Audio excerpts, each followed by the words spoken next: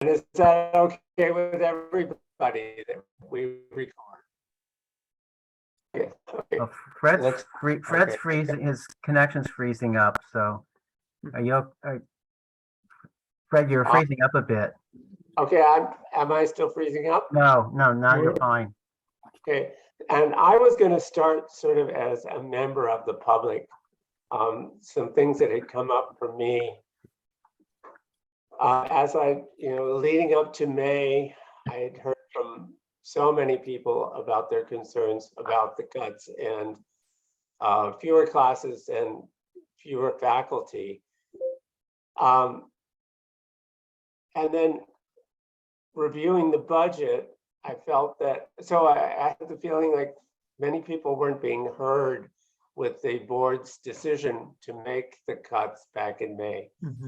And then in reviewing the budget, even though the public is invited for their input, didn't seem like that input was very welcome for a couple of reasons. One, the budget isn't very accessible. One of the things I found was it doesn't have an index to help you go from one iteration of the budget to another. The fact that, excuse me just a second, Joe, that's really loud.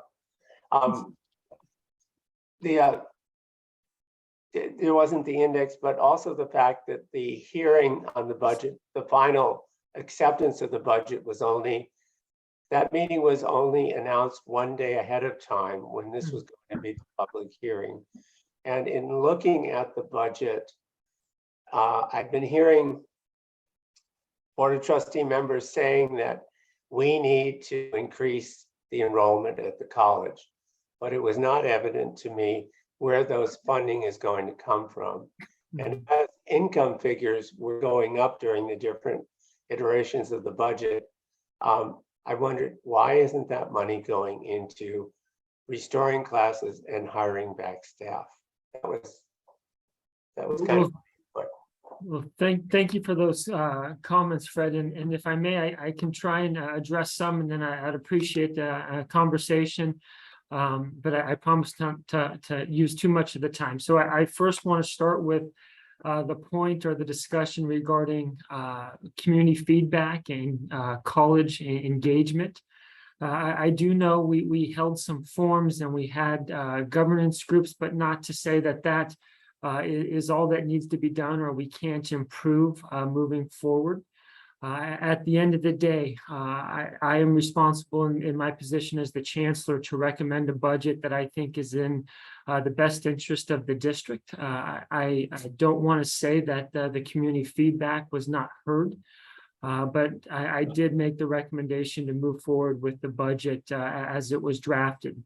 So I do want to engage this group and other groups to figure out how we can get better participation moving forward, and always open to ideas on how to engage broader stakeholder groups as we get to the 22-23 budget cycle. So open to ideas and look forward to exploring how we can get more feedback, more participation moving forward.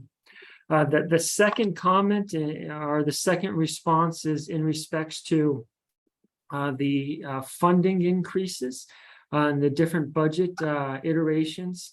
We did have increases in revenues and expenditures in both the restricted grant funds and the capital outlay construction funds. So I would say about 99% of the revenue increases that we saw between the three budgets were either in the restricted grant funds or the capital construction funds. And those two increases were to account for the significant state COVID block grant that was confirmed in the early part of the fall semester. City College's portion is about $9 million or $10 million. In addition, we do have grants that start September 1st or September 30th. So we built those into the budget as the department submitted their grant expenditure plans.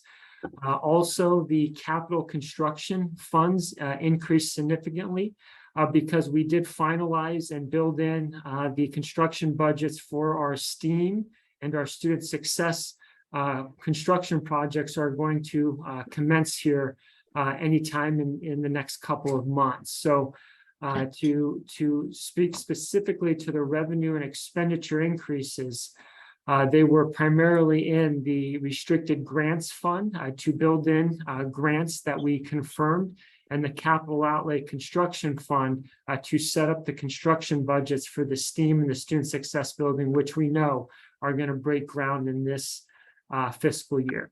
I believe the unrestricted general fund between the three budgets had a net change of about 700,000, or about 0.5% of revenue. So I don't believe that's just miscellaneous revenue adjustments as we build different iterations of the budget. So I hope that provided some context, and I'd be happy to follow up on that conversation or take questions from another member. Thank you, Fred. Thank you, David. So who's up next here? I think I was supposed to be. Okay, Rick.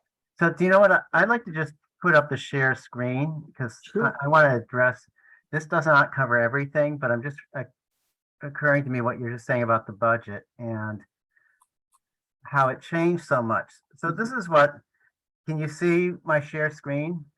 Yes, Rick. Okay, so this is the budgets for August 25th, September 8th, and September 15th. And in a matter of about 3 weeks, it increased by over $18 million. This is the budgets that were being presented to the board. Do I need to go into that in any more detail?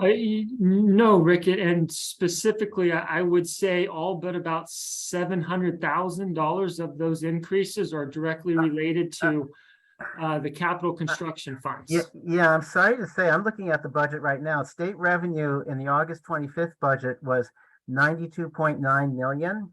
Okay. The next two budgets is 96.5 million. So that alone is almost about a $3.5 million increase.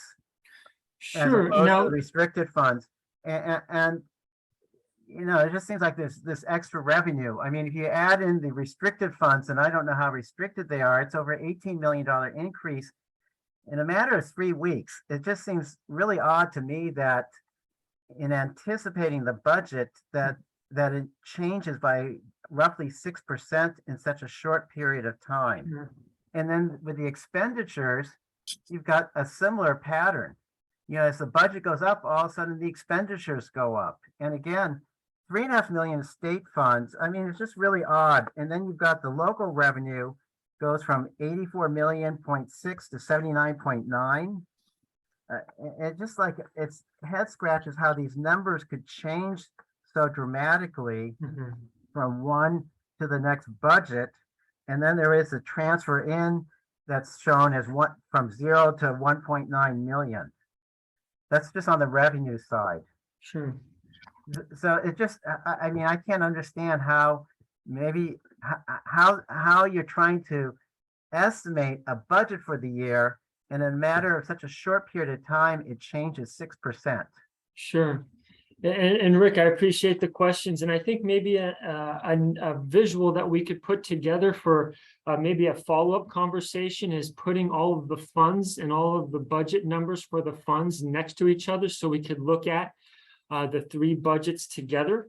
I do know in looking at the adoption budget, the majority of those increases are in the capital outlay fund. And then the restricted general fund. The restricted general fund is for our grants.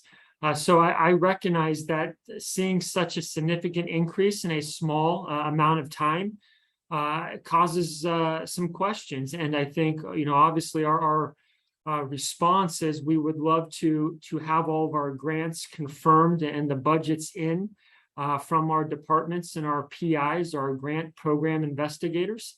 But as those come in, we're continuously building them into the budget or into our banner system. So I do. Go ahead, Rick. In a 3-week period, though, it just seems like, come on, you're trying to come up with a budget that's going to have a big impact on people's lives. Sure. You know, as a result of these budget figures that you were using back in the spring, you decided to make all these cuts that really, you know, messes with people's lives. And then I'm just seeing these dramatic increases. And again, I have the budgets in front of me, and the state revenue goes up by $3.5 million. How could they not know in August 25th and September 15th, anticipate the $3.5 million in the increase there? And then the capital funds and things, I don't know. I'm not a budget expert, but this just strikes me as really strange. And then simultaneously, as the revenue goes up, the budget expenses suddenly go up. And then there's some that even go up more dramatically suddenly from one of the budgets to the next, like faculty salaries. On September 8th, they're shown at 65.7 million, and a week later, they're 62.6 million. I mean, that's like a huge difference. And I just, lack of a better word, I just got to question the competence of how they come up with any of these numbers, and how can we trust any of these numbers? A fair point, Rick. And I think one of the items that I think would be helpful to go through is we can look through the restricted grants. That is a large part of those increases. Those are restricted for a specific and intended purpose. So those aren't necessarily monies that we can use to fund classes or pay for general operations. Those are specific to the grant purpose. So as we get that grant information in, we build it into our budget. And I think one of the things, Rick, we can do a better job of is really identifying the reasons for the change. As we get budget information in and we build it into the budget, identifying the changes so we can track them together, I think would be a lot of value.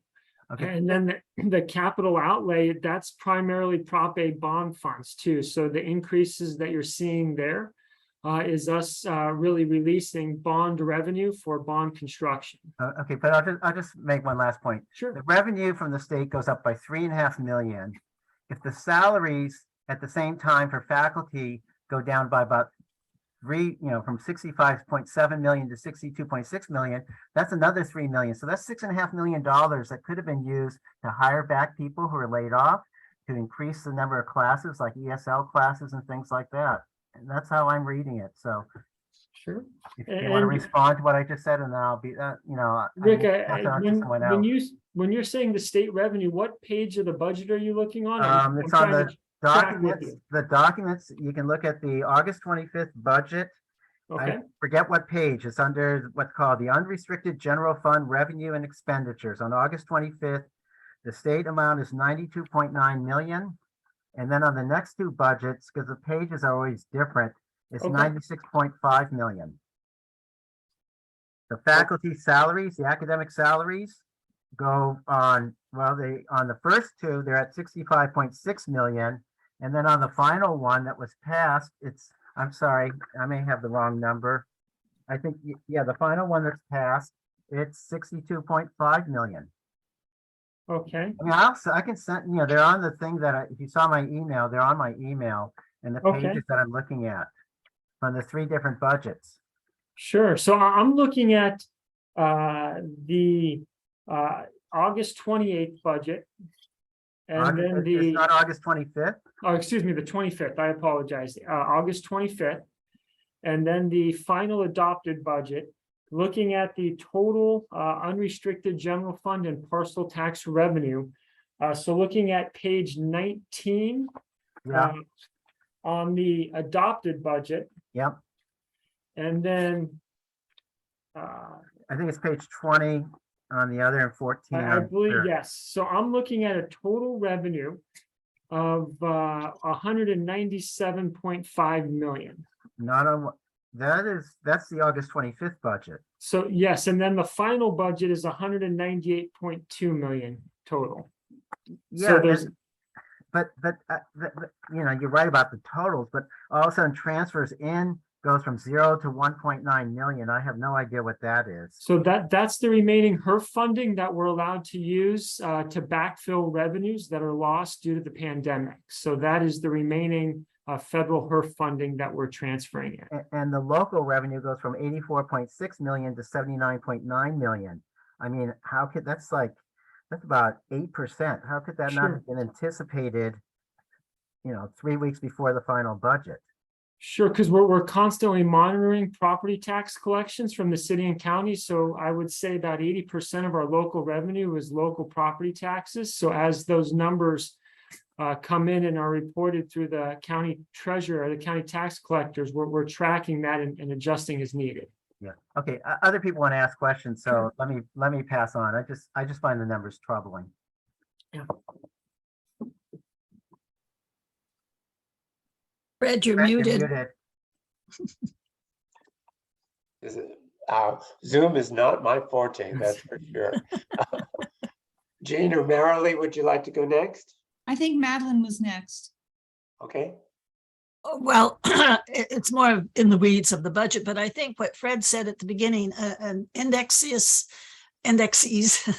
because this was, at this point in the budget, there was a special invitation made through the Academic Senate, which is when I went back to things I'd done in the past and haven't really done recently, comparing iterations and such, but that was an invitation. And the public was invited, which is why he is really involved now. But I think before the invitation, there should have been some what do they call it? Lexicography or something, some explanation, just basic 101, what it means, what you're saying. I think that would be very helpful going forward, because I think the input is good, especially community eyes that are fresh, but there needs to be some definitions out there. And the one I would like to know, because they go on to others, restricted, you said something about restricted general budget. Is that in the U fund or is it in the restricted? It is separate from the U fund. So It wouldn't be in the U fund. No, it's separate. So the state of California requires community colleges to group together their U fund and their restricted grants into one when we report it, but we account for them here separately. But when I was looking, because I figured that, and so I really didn't look so much with the restricted. I looked at the U fund as a comparison along the 3 iterations. And there was just sea changes in formatting and that too, and just page numbers. It was so difficult to figure out from one week to the next, because it's within a 3-week period, the sort of sea changes because the pagination was off. That was hard. But I only looked at the U fund. So some of these, and I won't go into the detail right now because I'm trying to figure it out still. Some of these changes were within the U fund and not, I think, not affected by the restricted, which, it definitely is more volatile in that kind of sense. So I think this, some sort of, maybe if we have to focus on information, give that global one, the difference between the restricted and the U, and then really what best would serve the public in describing those U fund categories. Doesn't have to be terribly detailed, but it would be a real help, and it would help lower the frustration level as to how changes come in such a short period of time, when the first time of all things, when everybody was invited to look. Okay.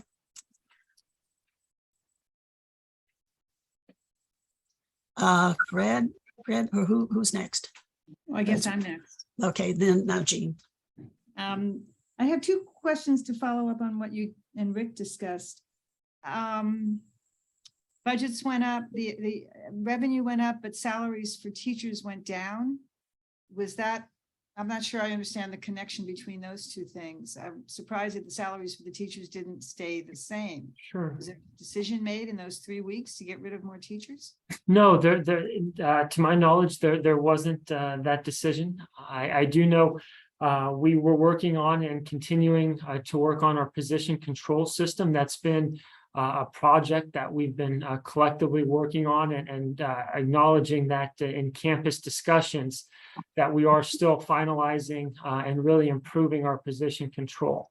Additionally, by the time we got to the final adopted budget, the fall, class schedule had been fairly set. So we were able to build a budget based on actual numbers as opposed to what was once a projection. So I would say the salary component is really directly related to improvements and work on our position control system, which is something we're going to have to continue to do over the next year. In respects to the revenue, in more cases than not, restricted grant funding doesn't necessarily pay for classroom instructional salaries or teacher salaries. And then with the bond or the construction funding, obviously that's funding specific to construction and cannot be used for salaries. So those are the large revenue increases. So I wasn't asking about the revenue increase. Okay. I was wondering about the decrease in salaries. But the decrease. So that would be directly related to our work and improvements of our position control system. So there were not additional reductions of force. It was just simply working through position control improvements. Okay. One other question about that, but what I really want to talk about is the whole participatory issue. And so hopefully this is a yes or no question. You got grant monies coming in during that 3-week period of time that Rick kept saying, how come it went up so much? I've been involved with granting cycles. And yes, I mean, one day you don't have it. And the next day, guess what? You get a couple multi-million-dollar grant. You know, you don't have control over when you're going to get the money. Do these grants continue to come in throughout the year? Or is there just a funding cycle that ends in September and doesn't start until the following? Oh, great question. And not to divert from a yes or no answer, Gene, so stick with me here, is that we have about 200 grants that overlap each other. So we have grants that start at any one given point of a fiscal year. Most of our grants are July 1st through June 30th. And the really big one was the COVID state block grant that was included in the governor's budget, but we got our official allocation sometime in mid to late August. And that's about a $10 million allocation. So that is really why you see that large increase in the final iteration of the budget, was to build in that grant. So is there possibly more grant money that can be coming in between now and? It would have to be competitive grants. So it'd be grants that we Right. have No, I applied understand. for and are competing for, but the Right. state categorical or state general grants that colleges all get, we know what we're going to get for this year at this But point. those competitive grants, I have no idea how many are outstanding and how much funding you might be getting from those. So I don't know how big a number that is. I don't know if you know. At this point, I believe we have a handful of grant applications pending. I don't think we are looking at, millions of dollars potentially in the next Okay. 6 to 8 months. But with that said, we could get awarded a grant and have a couple $100,000 here and there, just ballpark numbers. Now, as Madeline was talking about the value of the lexicon of a glossary or an index, a table of contents, or both, or things like that, I started thinking about how you could, how you and your fellow administrators could improve the whole participatory process. And I was reminded of something that the Board of Supervisors did, at least my supervisor did 3 or 4 years ago, to prepare her constituents for being involved with the budget process, which was going to be going on in City Hall, which is so onerous, I still can't get my head around it. They actually had a tutorial session so that before there was a substantive discussion about the budget where they could, competently make comments, they had been educated about some of the big issues so that they knew what to look for when there was another meeting, a public meeting of some kind, where the numbers were actually being discussed. And I got to tell you something, it really made a difference. Yeah. So if we are going to work together to try to improve the participatory process, maybe that's the first step that we could talk about organizing. And I'm not sure about the timing for that. I don't know, right now, I think we're working under the impression that there's room for change between now and Sure. the next budget cycle. Certainly. So even though it's after the fact, because the budget's already been approved, Mhm. people's eyes glaze over when they see all this stuff. And, a table of contents and a glossary, as Madeline suggested, is a really good step. But some kind of educational process for the stakeholders could make it less, more, it could improve the participation, Yeah. which is something that all of us feel is really important. And we'd like to work with you on that. I don't think we can map out a plan today, Mhm. but hopefully we can get you to agree that we will have some kind of a process that wouldn't include just us, or wouldn't even include the rest of the HEAT members, but all the stakeholders. I don't know about this. I don't know if the staff is involved, and they should be. Clearly, the academic senate and the faculty are very concerned. And then there's, the general public and the students. Mhm. But it takes, it's going to take some work, but, we'd really like to help work with you on scheduling some kind of a program like that. Sure. Is that something you'd be interested in working on? Absolutely. And I want to reiterate your comments, Jean, that it is not too late for the next budget cycle. I think we've got plenty of time to put something meaningful together, and would be more than happy to work with you on it. When you say the next budget cycle, 22, 23. isn't that what we're working on right now? No, oh, excuse me, I'm sorry, it's 23, 24. So the Oh. January budget will be here in about 2 months for the next. flies. Time does fly. So excuse me, I'm a year behind. 23, 24.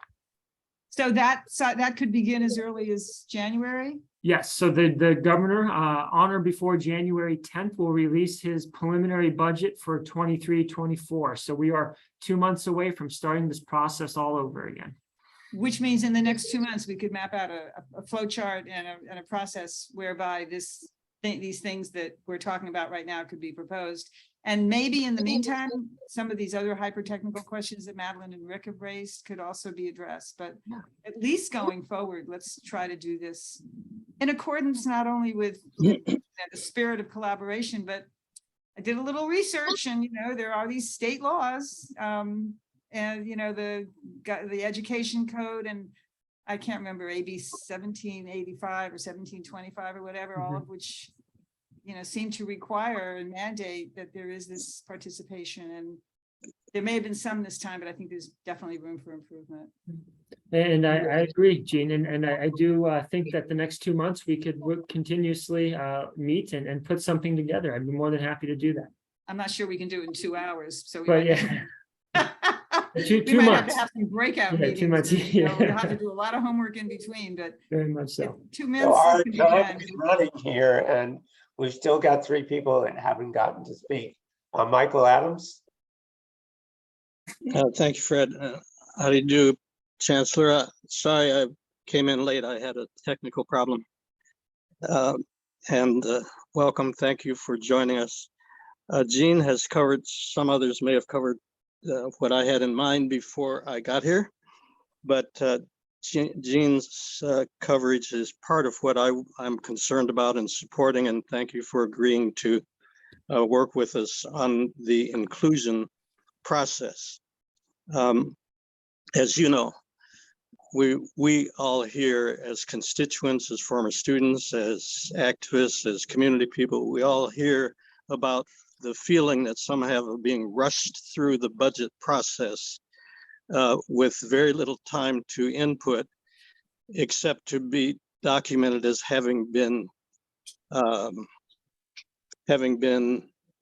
included.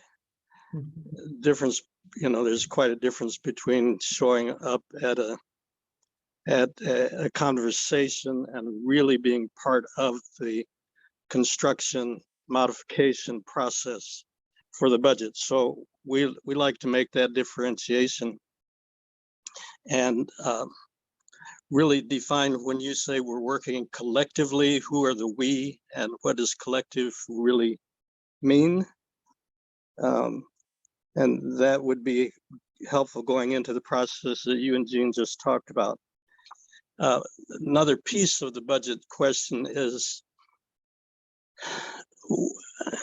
I don't get a satisfactory sense of the emphasis on enrollment, which in my understanding is a major factor in the budget process. Enrollment drives state money. So I would appreciate it if you would comment on that. I don't sense any formal program of aggressive, assertive outreach in a competitive sense, because so many of our students are going out of state, out of town, to places that they feel more comfortable, like historic Black colleges. And we are not feeling competitive in terms of the enrollment. It's not about these poor Black and brown students. They have choices, and they're making them on the intelligence that's provided to them. And it for some of us, it's embarrassing to see the choices being made to leave San Francisco and go across the county line or the state line. Mhm. So if you could comment on the emphasis on enrollment, that would really be good. And I'll pause there because I think Jean covered much of the other points I was making. Just finally on that, is there a flow chart now? So that when we say collectively, we know we're talking about 10 constituent groups or whatever they are that would create an opportunity for democratic conversation with time to really incorporate the suggestions, experience, and ideas of folks who have some history, some skills, some administrative experience. So I'll pause there. Thank you.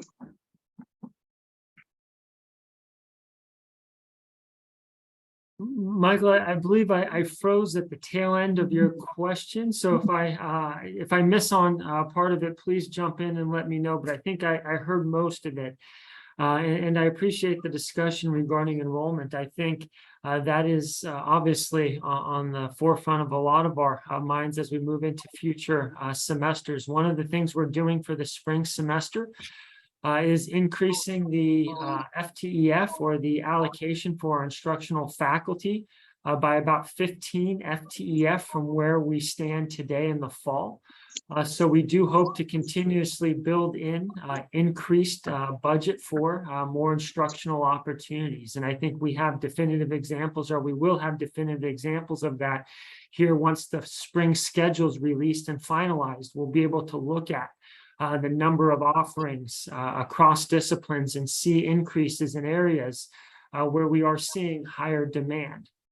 The $14 million question in a lot of ways when it comes to enrollment is how to approach or how to engage the hold harmless discussion. So we are in a position to where we have to grow 14 million of revenues without spending any more than we're spending today, because our hold harmless amount is $14 million.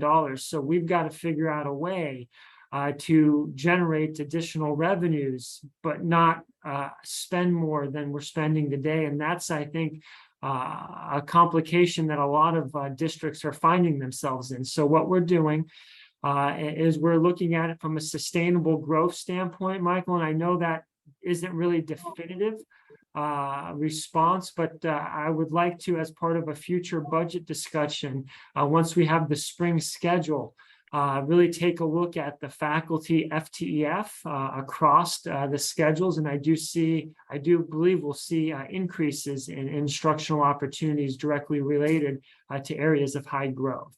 So that is something I think would be a great value in our upcoming budget discussions. But the tough part, and I don't mean to belabor this, is we are in hold harmless for $14 million. So we aren't going to get additional revenues until we bridge that $14 million gap. And we have to bridge that gap within the funding that's allocated today, with any adjustments in the future. So that's something that I know we've got to work on together.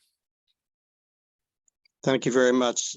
And just quickly, and going forward, thanks, Fred. The question may have preceded my entering the meeting, but the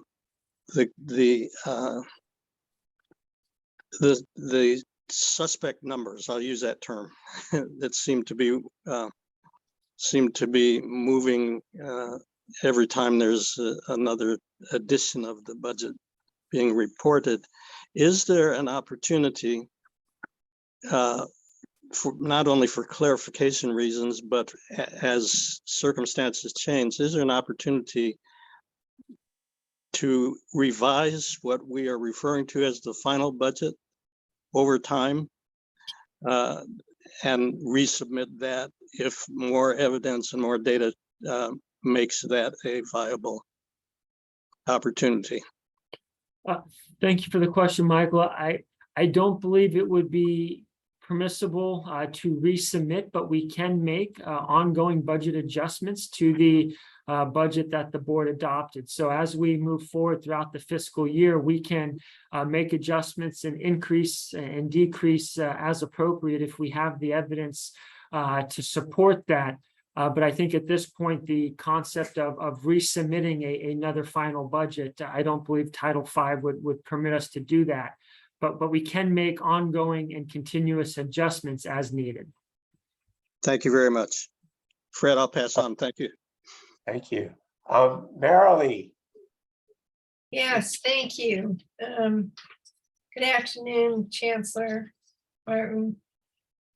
I have a couple of questions, but the first one has to do with the process. Certainly, and I agree with everybody who stated something about the lack of participation. And I think in going forward, we definitely need to take care of that because with my understanding, it's really not legal to leave out particular groups when you are doing this process. The second thing is that I would really like to see some kind of a flow chart to explain the process, to put dates there, to put names there, who's responsible for what, so that we can see each step of the budget process, what's supposed to come out of that step of that process, at what date is that supposed to be done, and to whom does it go after that? So in other words, seeing a flow chart could really help considerably as far as I'm concerned. All right, so I'm just don't understand what you just said about why a budget can't be resubmitted. From what I understand, again, from some of the Board of Trustee members who have found problems with the budget, have pointed out the problems. They need to be corrected. I'm not even sure, as somebody looking on to the process, whether they have been corrected or not. So I think that part is really unresolved. And to me, it would make sense to resubmit a budget that is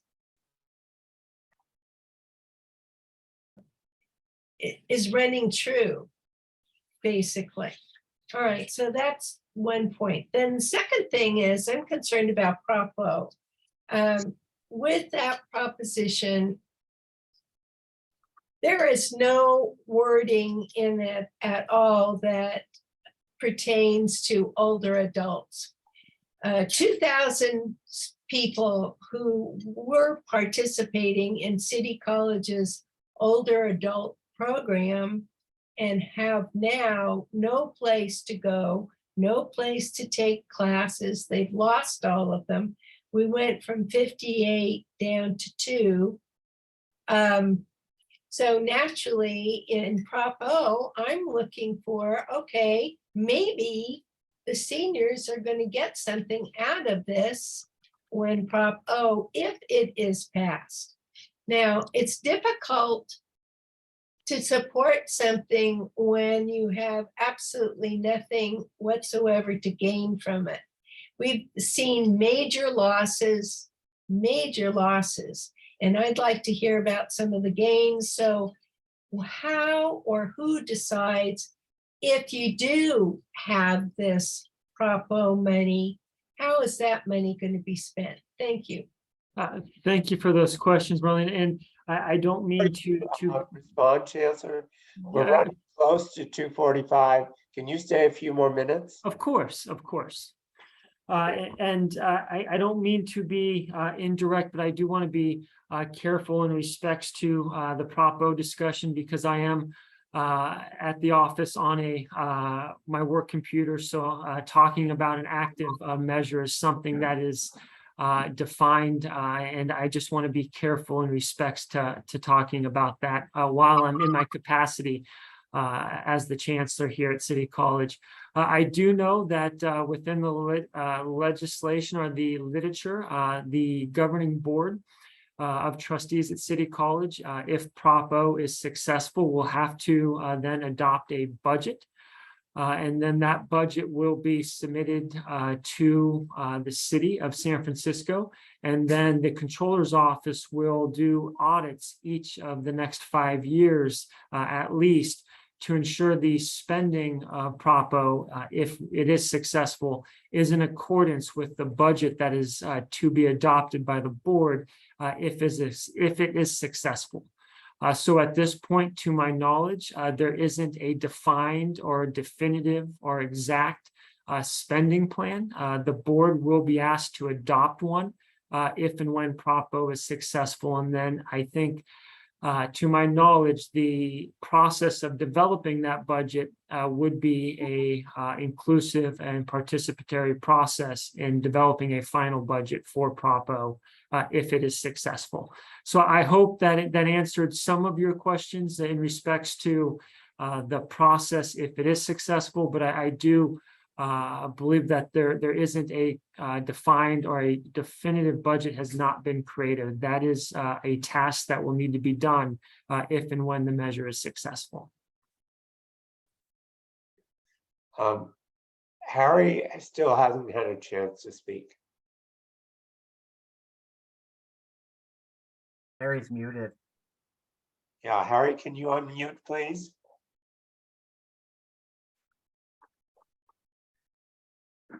You know, Fred, I would like Madeline to describe how the budget process used to happen before the accreditation crisis. Because you were mentioning that last night. And if I may, Marley, I believe this was in response to your first question. I apologize for not speaking to it directly, but I put a link in the chat to a annual planning and budget development worksheet. I think this is something that was worked on with our academic senate and our budget team prior to the most recent budget cycle. And it was a attempt or a first draft of aligning budget process with some key dates and some timelines and some expectations with college-wide discussion. So I share that just as an informational item that may be helpful to get our conversation going in the future. Thank you. Harry, have you joined us? No. No, I guess he hasn't. Okay. Yeah, I see that in the chat, and I definitely will be looking at it and going back into some of my boxes about how we used to, at one point we had like 2 days of solid budget input meetings in person, of course, not Zooms, where each person who had a budget would go in and define and defend and ask for whatever. It was a kind of a program review approach, but with a budget absolute focus. And these were all wrapped up in real time. You had decisions and then you could discuss the decisions. So partly it's that logistics of being there rather than going through these sort of, here's a form and then down the road you might get this and you don't get a response and so forth. So I'm hoping as we come back more live, although Zoom, we could probably adapt to this too, but it's getting this feedback where you've gotten feedback in some way. And we had various ways of doing that. So I will try to match up what you just put in the chat and see how that would maybe work. Again, people accuse me of being in the past. Let me just look at one thing. Here it is. And truly I'm not. Truly it's whatever helps. And I found this quote that says, tradition is not the worship of ashes, but the preservation of fire. And that's what I'm looking for. The traditions at City College, there were some good ones, there were some strong ones. Sometimes I hear the board saying, no, let's not go backwards, let's go forwards. that doesn't work that way. As I said, it's tradition is not ashes, it's fire. And you want to build on the traditions and not just kind of go, oh, past, been there, done that. Let's create something brand new. Yeah, it's a waste of time to not take what's there and build on it. So that I'll try to do that. And then if we do have one thing, the one thing that we had in a letter we've sent out to you, the HEAT letter about budget, and between the second and third iteration, the faculty, the amount given for faculty salary in the U Fund, the first two it held at 33 point something million. The third one, it went down to 22, actually rounded up 23 million. So there's, within a week, there was a $10 million decrease in things and money budgeted for Schedule 1, full-time faculty. That in itself, just by itself, is something that I would hope could be defined as how in a week that went down $10 million. And then I did look in the last iteration to the restricted, and there was something, and I just would like, maybe you could give me this or somebody in the office, category 8629, which is called other general categorical allocations. Now that went up 10 million, and perhaps what I'm hearing today, that was a sudden week of $1 million of grant situations, but it's not very clearly defined. It just says other. So that one category area, I would like to see, that's where I'd like definitions, let alone how it could increase in 1 week, which I think you might have answered, but the category itself is not very clear. Fair So point. those two Yeah. I was curious about.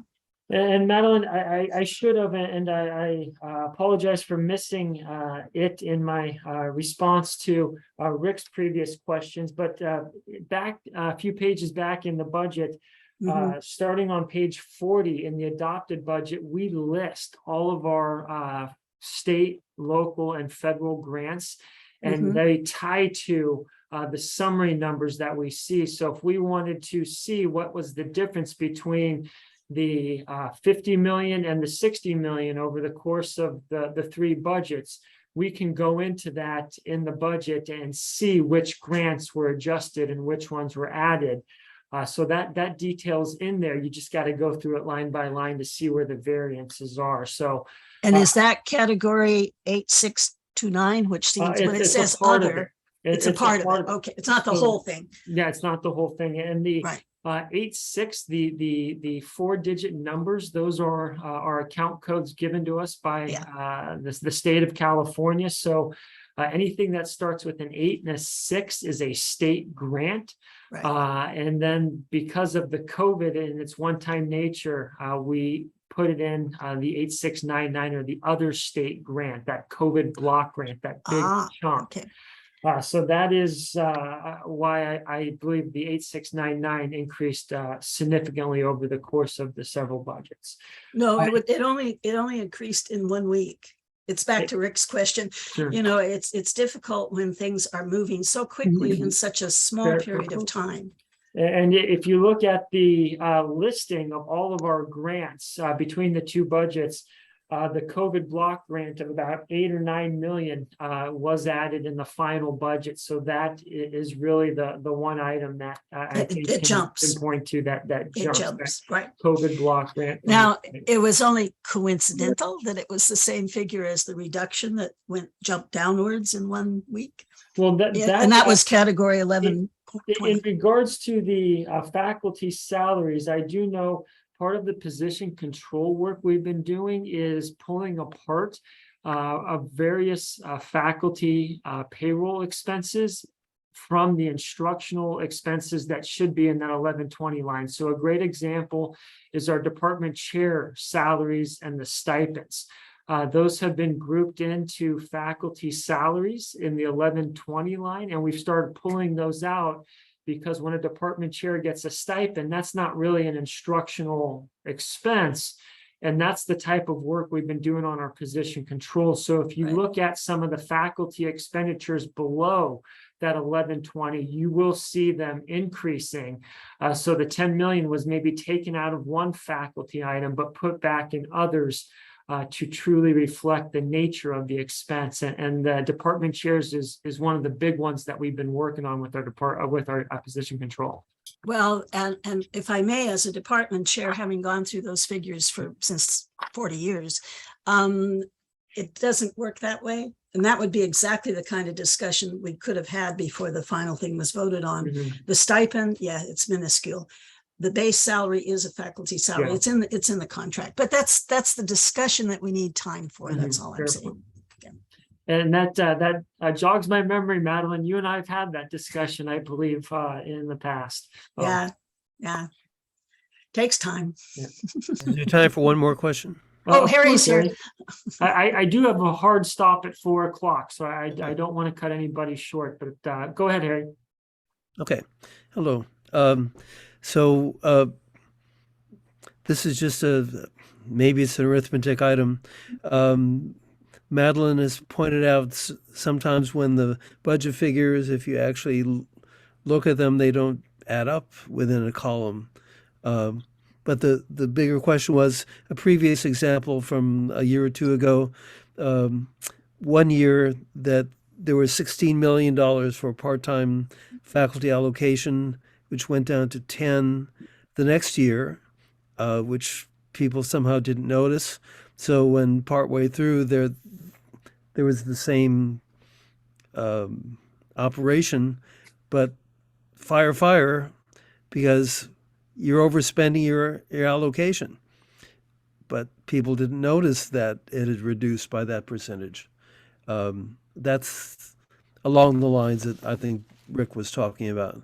But I remember that happened, and there was alarm coming from the financial end of things, and people said, we're not doing anything different. What's going on? And Harry, I appreciate those comments, and I do want to speak to and acknowledge that past iterations of the budget haven't added up in some columns, and by that is an unfortunate side effect of the human work that goes into this. It is a lot of data entry, and sometimes the Excels don't pick up correctly, and the totals are off, and that's something that we're constantly trying to improve upon. I would appreciate an opportunity as we move forward to kind of double check those together, because I do know having numbers that add correctly is important to a budget that we can all find meaningful. Before we end up, can we decide on the next meeting time? Certainly, Fred. Does this 3 o'clock time work well for you, Dr. Martin? It does. I am also open at 2 o'clock if that is a possibility. So I am flexible Friday afternoons. I think since HEAT meets at 4 for their general meeting, it would be easier for us as a group to meet at 3. Do other people agree with that? Yes. Okay. And so can we put a date on the calendar? Maybe the first or the second Friday? Well, the second is a holiday, so the Okay. first, the fourth, rather. Does that work for you, David? It does, and let me just make sure before I commit in a recorded Zoom meeting. So what's the date again? The 4th, November 4th. November 4th. That works great. Okay.